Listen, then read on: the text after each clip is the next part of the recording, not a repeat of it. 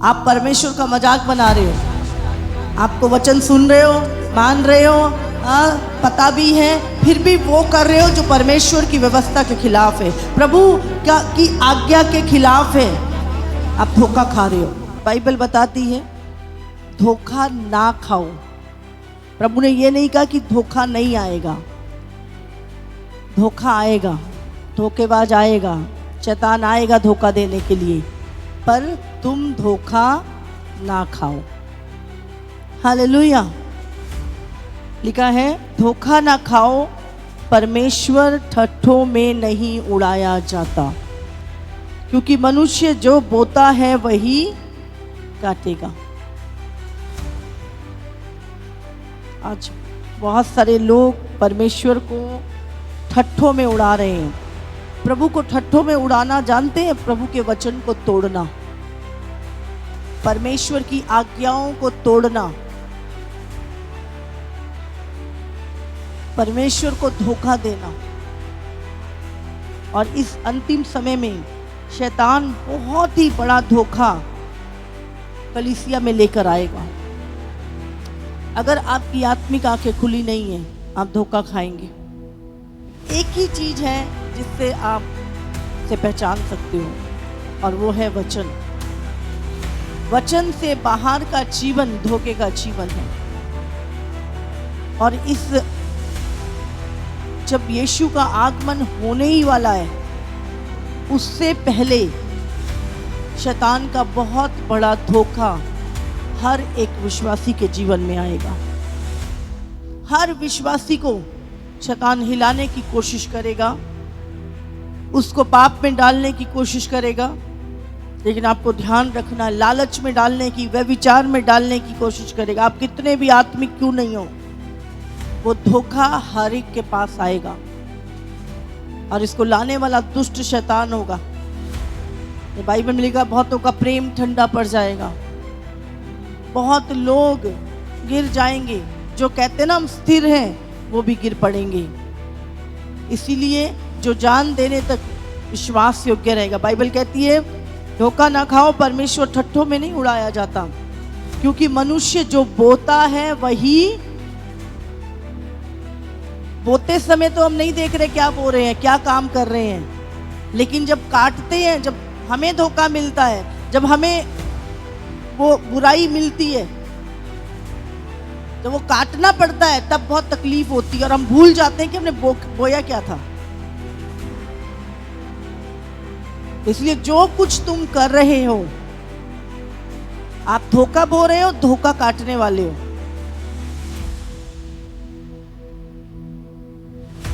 अच्छे बीज बो रहे हो, तुम्हारे साथ भलाई होगी। इसलिए परमेश्वर कहता है जो शरीर के लिए बोता है वो विनाश की कटनी काटेगा, और जो आत्मा के लिए बोता है वो आत्मा के द्वारा अनंत जीवन की कटनी काटेगा। तब भले काम करने में साहस, हम भले काम करने में साहस ना छोड़ें। पाप करते करते सालों निकल गए, पाप में पड़े सालों हमने जिंदगी में खराब हो गई। वो जीवन में हमने कभी नहीं सोचा। जब हम परमेश्वर के साथ चलना शुरू करते हैं, तब ऐसा लगता है परमेश्वर पे एहसान कर रहे हैं हम। पवित्र जीवन जब जीना शुरू करते हैं, तो ऐसा लगता है प्रभु पे एहसान कर रहे हैं।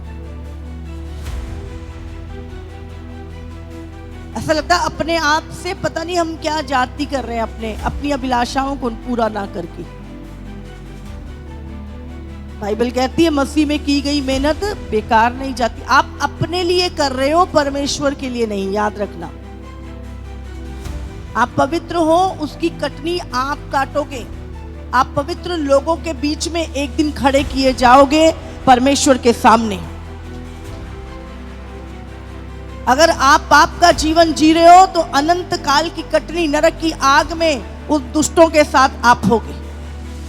तो वो कटनी जब होगी, लेकिन शैतान क्या कहता है, धोखा देता है। बाइबल में लिखा है वो आरंभ से धोखेबाज है। उसे क्या बोला आदम अब्बा को, हाँ तुम ये फल खा लो। हब्बा को क्या बोला उसने, तुम निश्चय नहीं मरोगे। और वही धोखा इस अंतिम समय में आएगा। वो आ रहा है बहुत बड़े धोखे के साथ, जहां पे वो सारी बातें आपके शरीर को प्रसन्न करने वाली होंगी। हालेलुया। आपको पहचानना है चीजों। प्रभु आज यही बात कर रहा था कि ये अंतिम धोखा जो है वो पहले से भी भयानक होगा। उससे पहले भी यही चीजें, शरीर की अभिलाषाएं, आंखों की अभिलाषाएं, इन्हीं चीजों से धोखा दिया था। और आदम को 4000 साल वो भटकता रहा, तब परमेश्वर ने यीशु को भेजा। और इस अंतिम समय में 2000 साल हो चुके हैं। यीशु का आगमन बहुत निकट है, बहुत निकट। और बाइबल में लिखा है पलक मारते ही कलीसिया उठा ली जाएगी। समझ रहे हैं? जितना हम आंख झपकाते ना, इतनी देर में होगा ये काम। सपोज करो सब बैठे हैं और एकदम से रैप्चर हुआ, पलक मारते।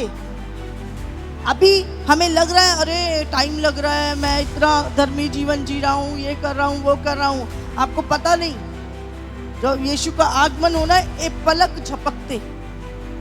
समझ रहे हैं? ये लंबा चौड़ा काम नहीं होगा। कलीसिया बैठी कितनी देर लगेगी?